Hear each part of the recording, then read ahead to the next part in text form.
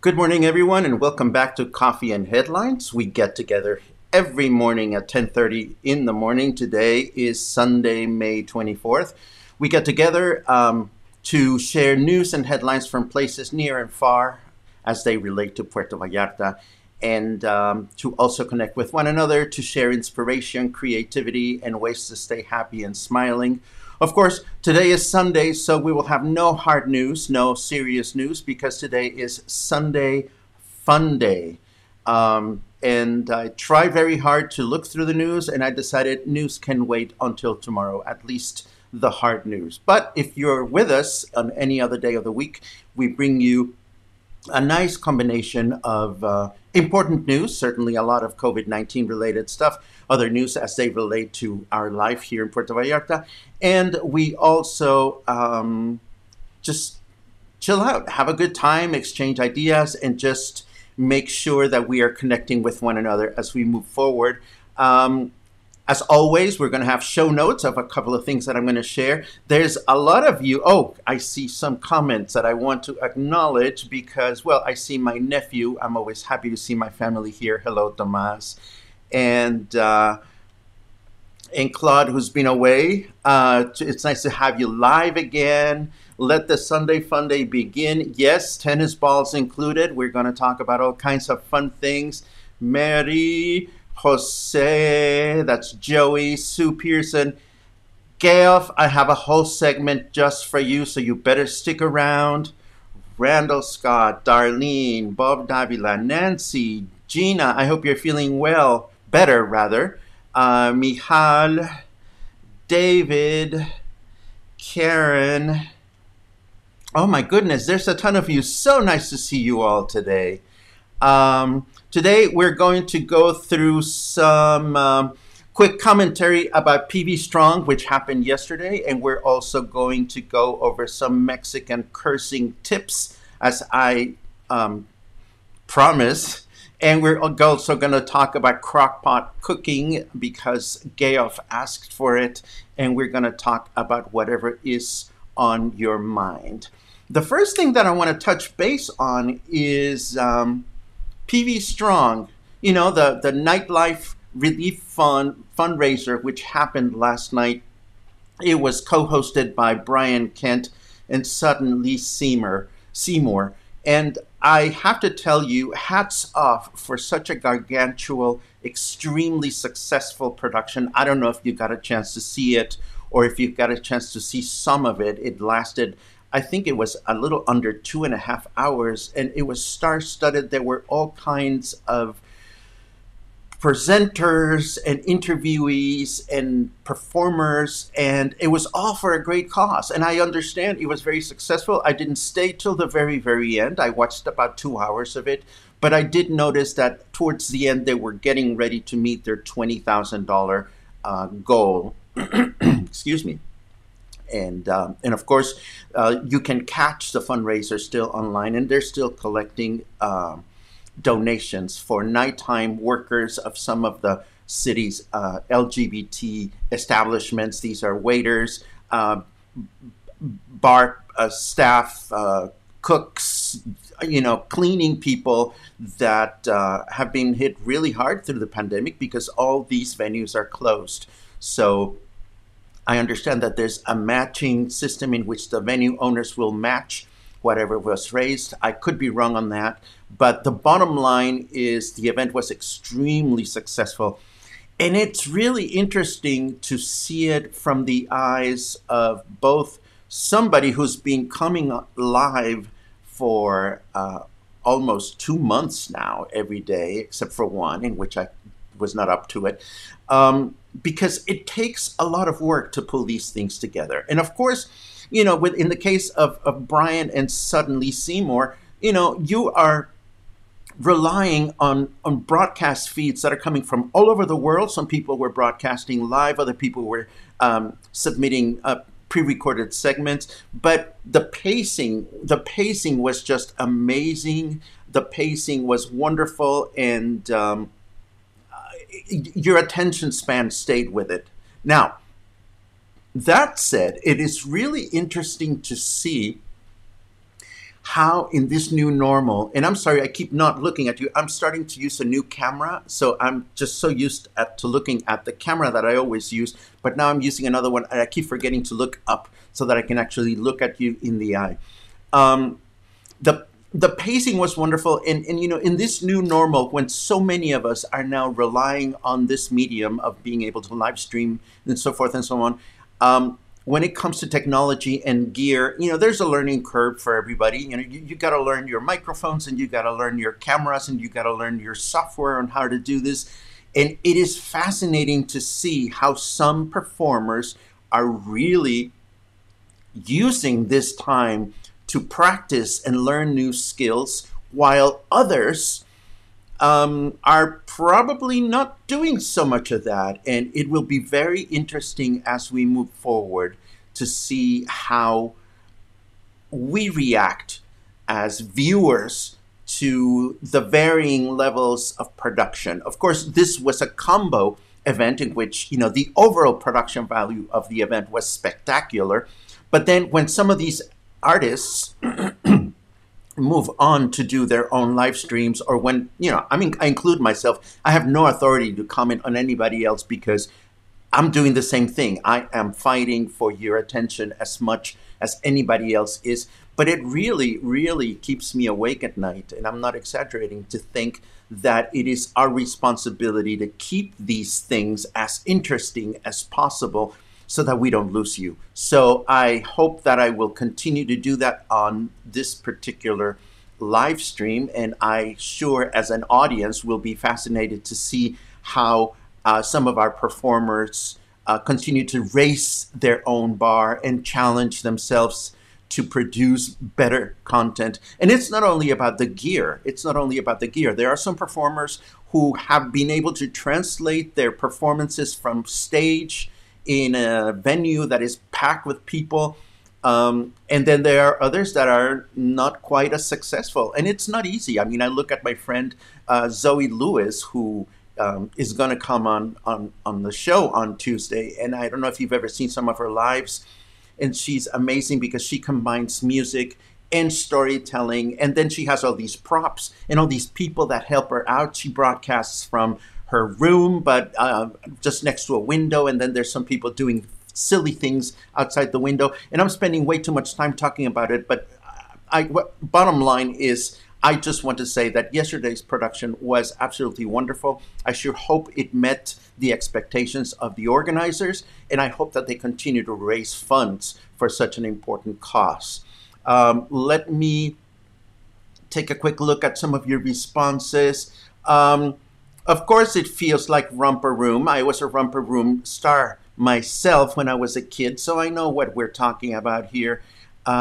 Romper, bumper, stomp. That was me when I was a kid, and I have photos to prove it. It was very well done. I see that some people watched it. This is great.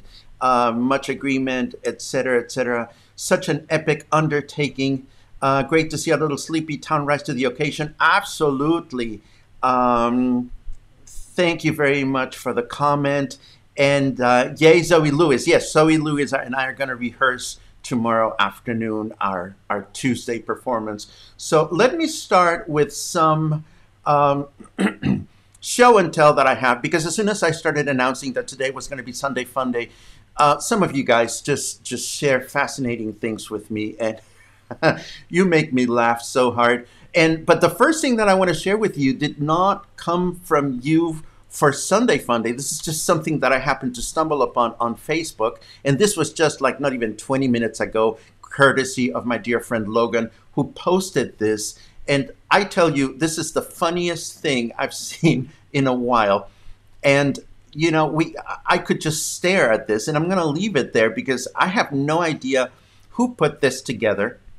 But it is a fascinatingly accurate Vallarta map, from the rich gays and the classy rich gays to the mountain people, to the male prostitutes, to the sexy locals, to the sketchy at night neighborhood, to the recent vegans, to the hippies with money, to the gay hostel, and where's the one that said the only decent ATM or something like that? I mean, I just thought it was absolutely funny.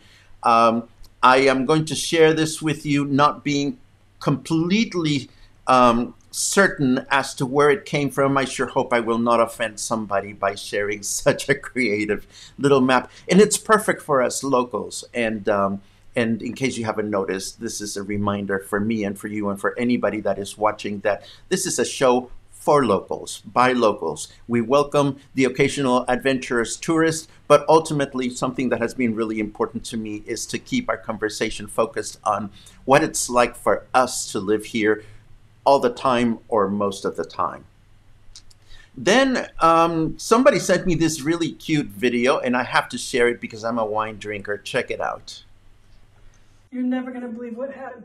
It was starting to rain outside, so I went outside to take the cushions off of the chairs outside, and there was a man standing outside. And I was like, what are you doing in my yard? And he said, show me your boobs and I'll give you a bottle of wine. I was like, what? He said, yes, show me your boobs and I'll give you a bottle of wine. And he came from right around the corner there. Well, all I can say about that is that if the man had been cute and he had said to me, show me your boobs, I might have said something like, show me your penis. And if I like it, maybe we'll drink the bottle of wine together. But that's just me.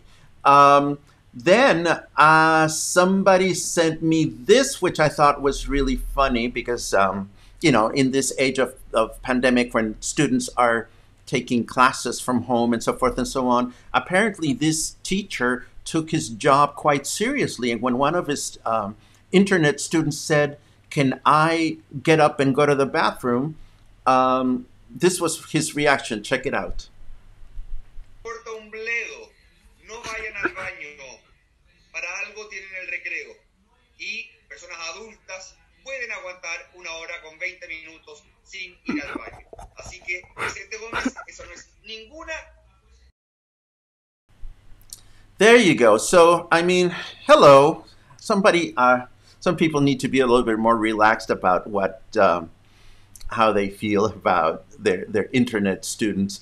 Anyhow, I don't know. Let me see. What do we do next? Do we do Crockpot? Do we do Mexican cursing? Or do we do the really funny segment? What do you want first?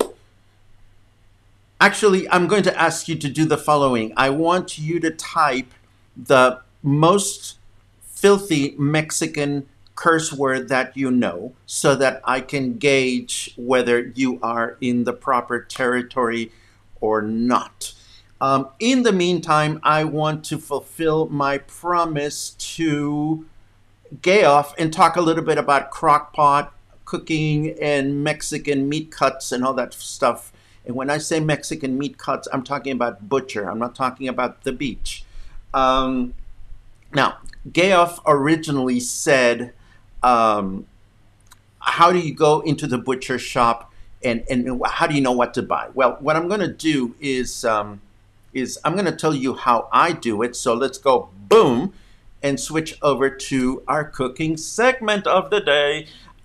First of all, I speak frequently about my crock pot just because I'm a lazy cook. And I love throwing meat and vegetables and things in the crock pot just because I can cook a large batch of stuff and then just put it in the freezer in small compartments and just pull it out as I need it or as I want it. Now, why do I cook or how do I go about picking it? Well, let's start with chicken, for example. Chicken is easy because, you know, when I go into the store, I ask for boneless chicken breast. And, you know, you need to have been living in another planet to not know what it looks like. You know, breast in Spanish is pechuga, and if you don't know the word, all you have to do is point at it. Now, most supermarkets will pre-chop your pechuga into small pieces, which is very convenient.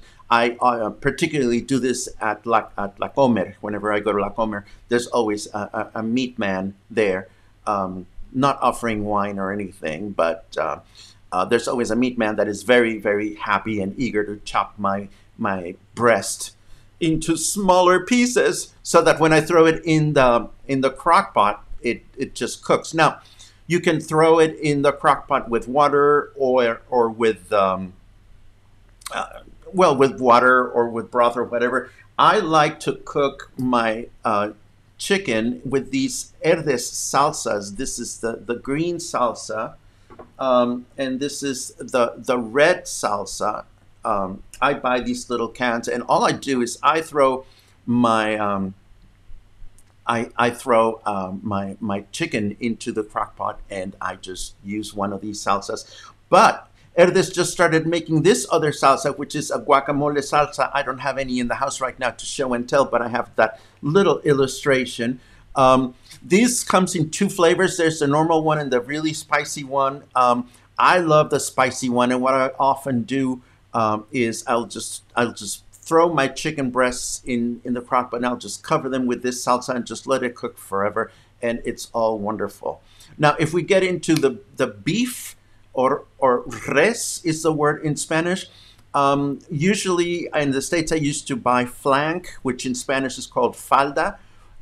Usually the meat is labeled as either falda, which means skirt, by the way, or it's also labeled as carne para deshebrar, which means meat for shredding. And it's also, we know it as arrachera, which is a great exercise for your rolling your R's. And it's arrachera. It's not arrachera, but you can practice that on your own. And again, the beef I usually just throw in the crock pot with some of these salsas, and it cooks beautifully. And then I can shred it and put it in small containers and throw it in the freezer. Stay with me, Candace. I know you're a vegan, but we're going to be done with the meat segment in a second. Whenever I'm doing a stew, I'm making a stew. What I ask for is carne para guisar, which means meat for stewing, or I ask for pecho, which is brisket. So this is also something that you can do. And when it comes to pork, I usually use loin, which is lomo in Spanish, or I usually buy leg. If I'm going to make a big piece, you buy the leg, which is pierna. And the leg you can cook on anything from water and onions to Coca-Cola and all kinds of crazy things. My mom used to make this fabulous pork leg in Coca-Cola, which was just absolutely wonderful. So yes, of course, salt and pepper. Somebody asks about spices. Absolutely. Louise is a crockpot lover. Brisket and one bottle of barbecue sauce for 6 hours. Absolutely. I love that too.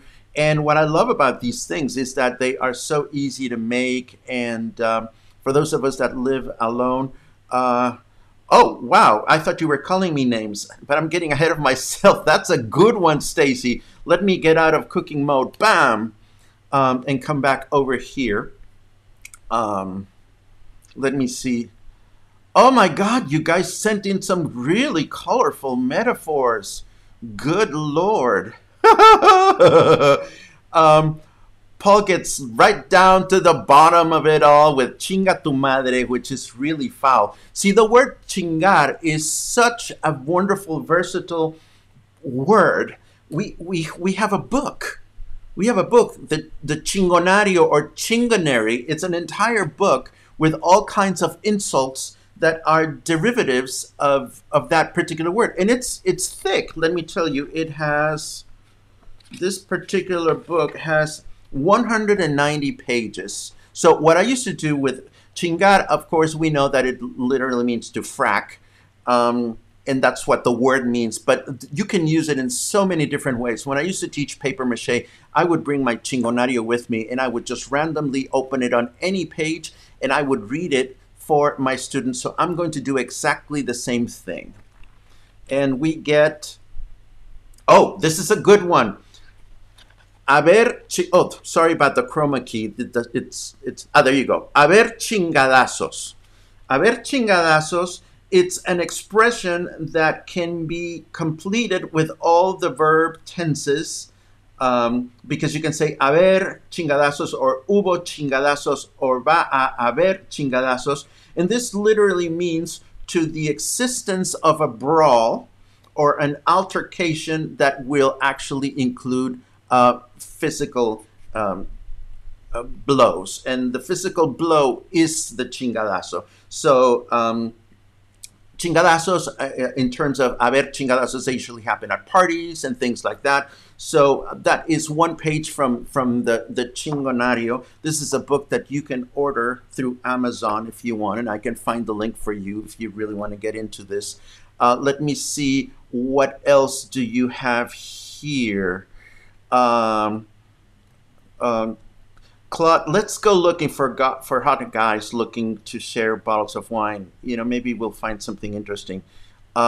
Kathleen knows Gordo. Oh, come on, Kathleen. I find that so hard to believe. Gordo is not even a bad word. Well, it depends on how you use it, because gordo literally means chubby or fat.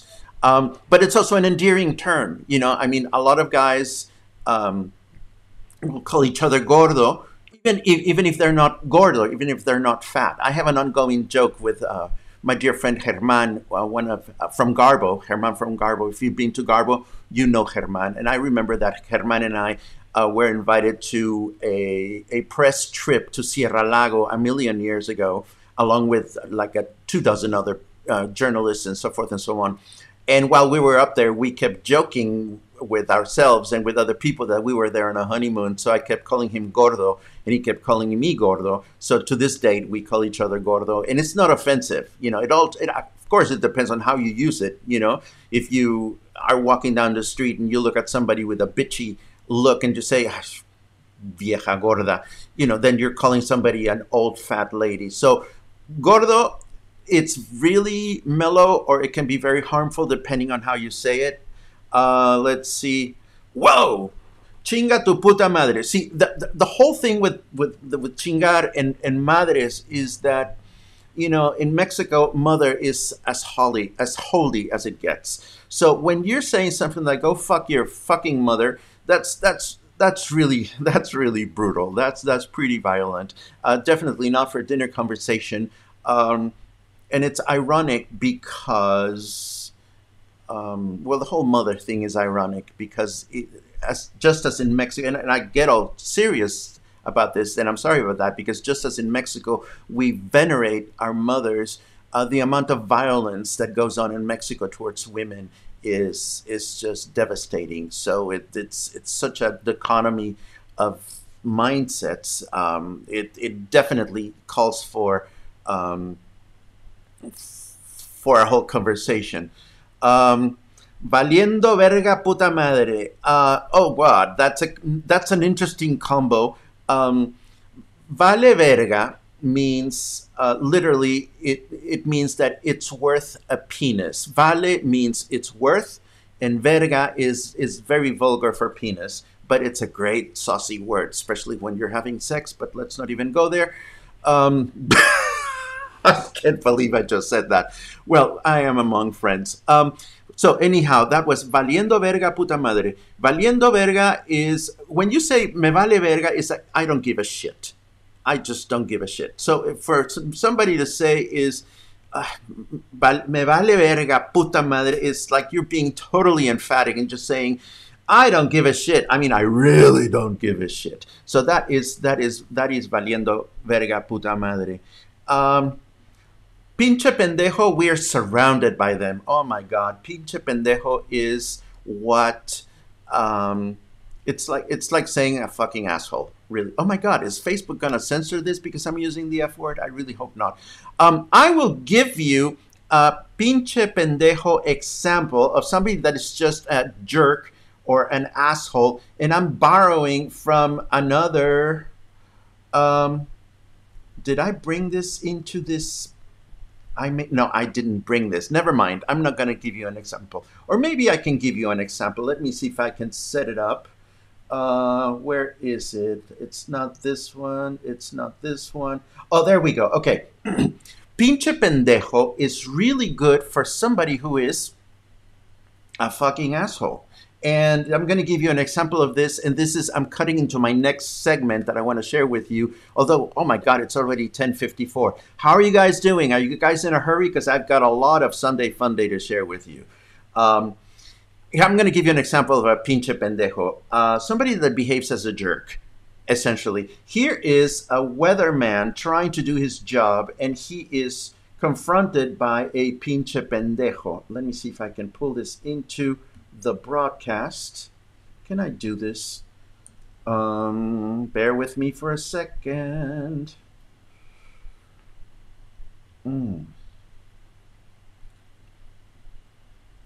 There we go. And then the 4th of July. Here's an actual customer out here. What's the best kind of firework to buy? Wouldn't you like to know, weather boy? Where are your parents? Kid's sketchy. Back to you guys. So that was a pinche pendejo. Somebody that just does something really nasty, and you know, you gotta hate them. Anyhow, let's see what else you got. Salt, pepper. Don't think so. Have to ask my mom again. Try Dr. Pepper instead of Coca-Cola next time. Thank you very much, Chris. I will definitely do that. Oh, somebody else knows pinche pendejo, and oh my God, this is really nasty. Hijo de la chingada. Okay, wow. Well, it literally means son of a bitch. But, you know, in English, son of a bitch can be like, you know, oh, wow, son of a bitch. You know, like you're astounded by something, you know. But, you know, hijo de la chingada, you can either be really mean and call somebody hijo de la chingada when you really mean it and you want to be hurtful at somebody.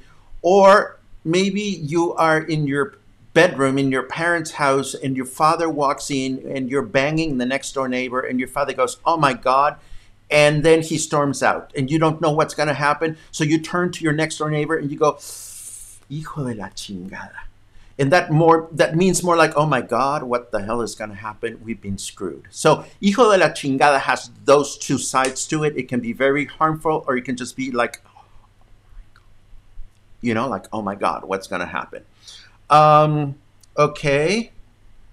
Hijo de puta. Well, son of a bitch. You know, hijo de puta. It's the same thing. You know, exactly the same thing. If you're really mad at somebody, you can say very angrily, hijo de puta, which literally means the son or the daughter of a whore.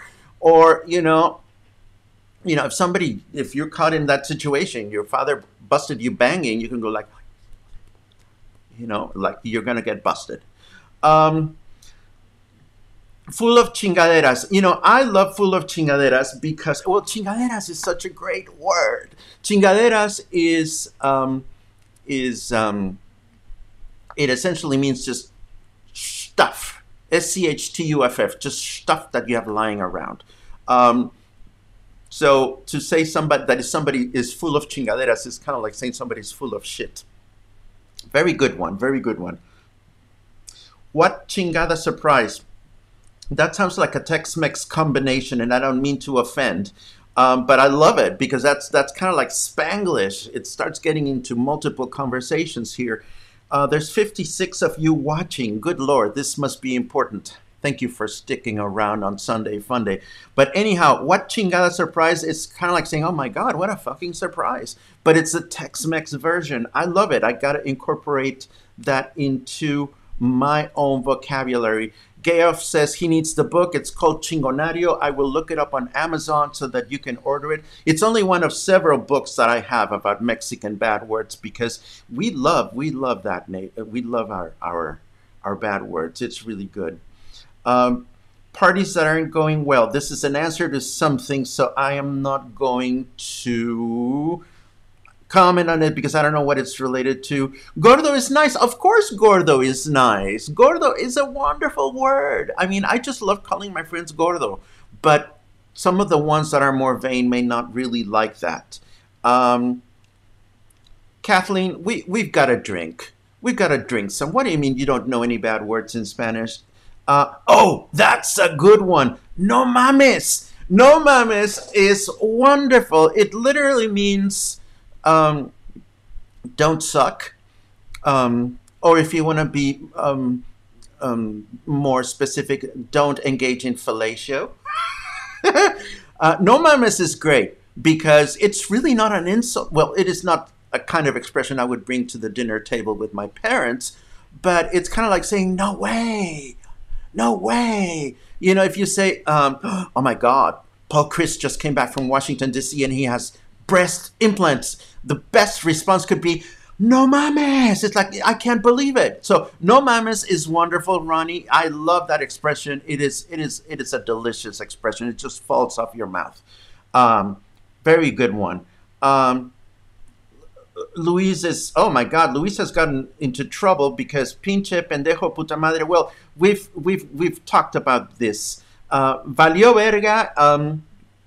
Okay, valió verga way is when you're having a lot of fun at the disco and all of a sudden it's 2 o'clock in the morning and they're closing and it's over and it's like, valió verga way. So it means, it can mean a number of things. It's like kind of, it's over, you know, bummer kind of thing. Or if you know that somebody is about to get into trouble or go to jail or something is just about to fail miserably, you can say ya valió verga, güey, which means, you know, it's over, it's done, it will not work anymore. Your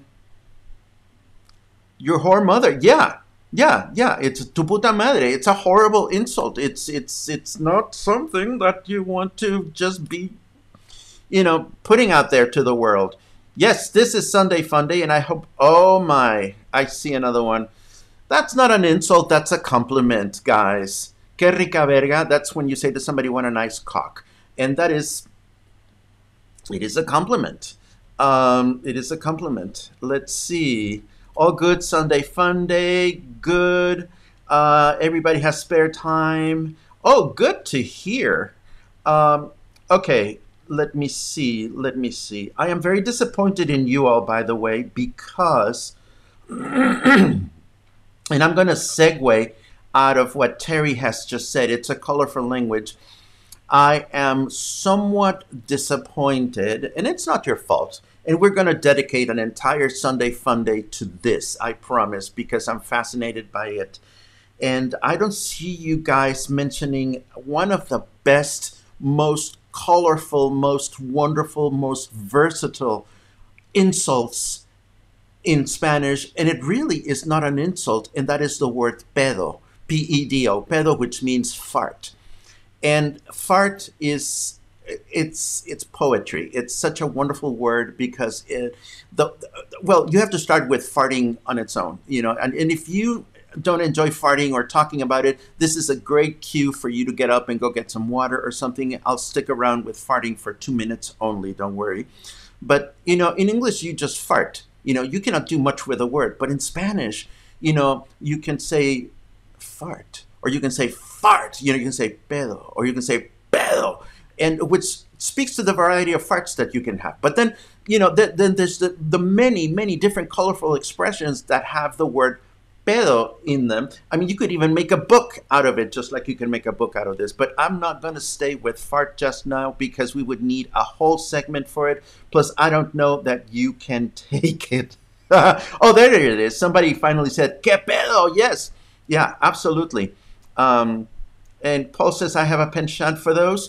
Well, as a matter of fact, I do. I have no qualms about releasing air. I love it. I have no problem talking about it. And I love fart jokes. I really do. I'm a simple person. You know, I love my Shostakovich. I love my deep theater. But, you know, deep down, I am a simple person. And that brings me to the final segment of today. And I want to tell you about one of my guilty pleasures. And I just did, as a matter of fact, and you probably didn't even notice. But I often speak about all the wonderful things that you can find on YouTube when it comes to enjoying yourself, and I have a deeper appreciation for this now that I've been doing live streaming. As I said yesterday, as I said earlier, you know, PV Strong was wonderful, but I'm sure there were moments in which the hosts were thinking, oh my God, what's going to happen? Microphone fails. I mean, things can go wrong when you're going live, such that, you know, you gotta take it with, you know, shit happens. So one of my favorite pastimes on YouTube, and I'm going to share some links with you, is watching television fails. You know, when you are a newscaster, you usually arrive at the job and they give you a teleprompter, which is a device that stands in front of the camera, and all you have to do is sit down and read what was typed for you by the producer. But a lot of times things can just go wrong, or you can lose your groove, or your tongue can get twisted, and you know that because it happens to me all the time. Check this out. A slight chance of some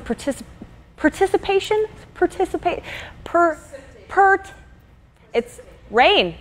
It's going to bring a possibility of some rain that will be moving into our area.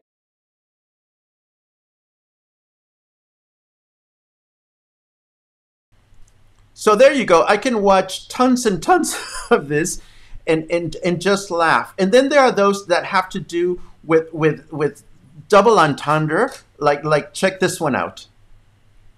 Here's some other great town names. Lititz. Oh, it's Lidditz. Lidditz.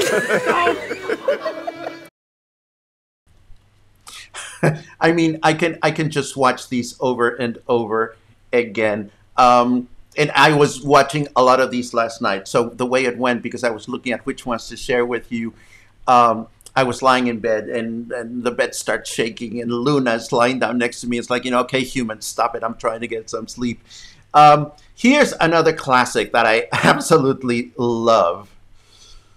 Well, the best part is, you know, the guy that comes in and goes, let me buy lunch today. You know, those guys. Yeah, here, let me get it. Right, I got it. It's a $2.99 burger. I'll buy lunch. But, okay, well, I don't mean to interrupt, but can I try one of these? Courtney, I would love to see my meat in your mouth. So I've got a burger ready to go for you. First time I've heard that.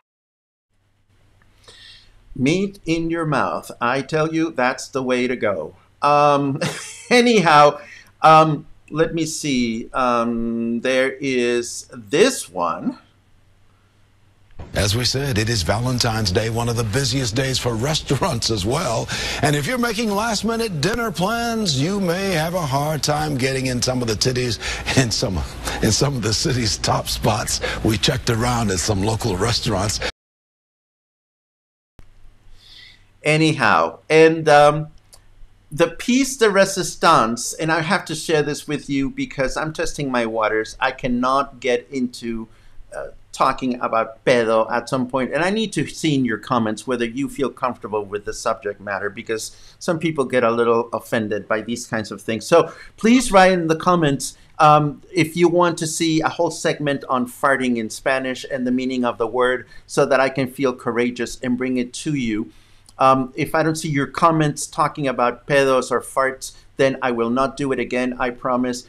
But I will leave you with this. Actually, I will say goodbye. But the last segment that I'm going to share with you, and I hope this never happens to me, but there was, in Georgetown, Texas, there was a city council meeting, and the mayor, well, all the attendees had microphones of one kind or another, and apparently the mayor had, oh dear, the mayor had his microphone, he had one of those wireless with a transmitter, and halfway through the meeting, he got up to go to the bathroom.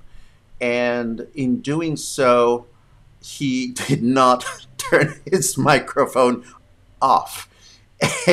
And this is what happened. I'm just going to go with this. And if you don't ever come back to the show, you know, I'll understand. I can have really vulgar humor sometimes. So just forget this ever happened. Thank you, Mayor. I'll try and keep this brief. I won't belabor all the details. I'm sure most of you remember Mr. Guest's presentation from last time, and I imagine he's going to hit some of the highlights here in a minute.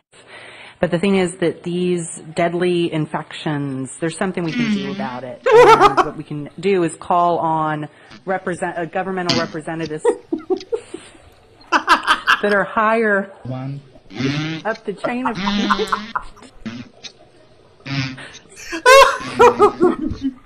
and ask for action at the federal level. I am aware of Mr. Brainerd's concerns that he raised last time, and there would be instances where I actually agree that we should take action locally first, but there are not any CAFO operations in Georgetown, so for us to just say it within the city limits would be... Okay, I have to stop.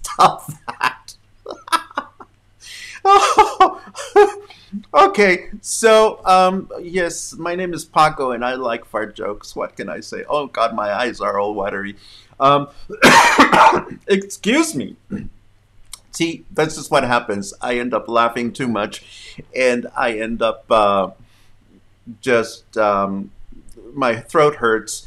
But the most important thing is I end up laughing too much, and I end up forgetting a little bit about so many not funny things that are going on around us. So if by any chance I accomplish this with you, if we manage to forget a little bit about some of the really difficult things that are going on around us, over which we have little to no control, then we have had a successful Sunday Funday today.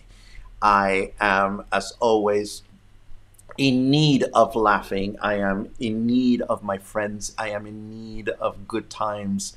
And this is as close as I'm getting these days to having good times and good laughs with my friends. And I am always grateful for the opportunity of doing this here. We've gone 10 minutes past our usual unofficial half an hour curfew. So as always, I thank you for sticking around. I thank you for sharing your time with me. I thank you for your comments, your suggestions, your funny videos. And again, I'm going to be looking at the comments. And if I see enough fart-related comments, we will continue to explore this potty line of thought. Otherwise, I am sure we can all find many kinds of benign, non-bodily function related ways to enjoy coffee and headlines on a Sunday. Oh my God, no more laughing from me today. Thank you very much. I will be back as always tomorrow morning at 10:30 in the morning. In the meantime, it is Sunday, it is fun day. Really, really make it so. Make it so. Stay healthy, stay happy, stay sane, stay giddy. Please stay giddy. And last but not least, please stay in touch.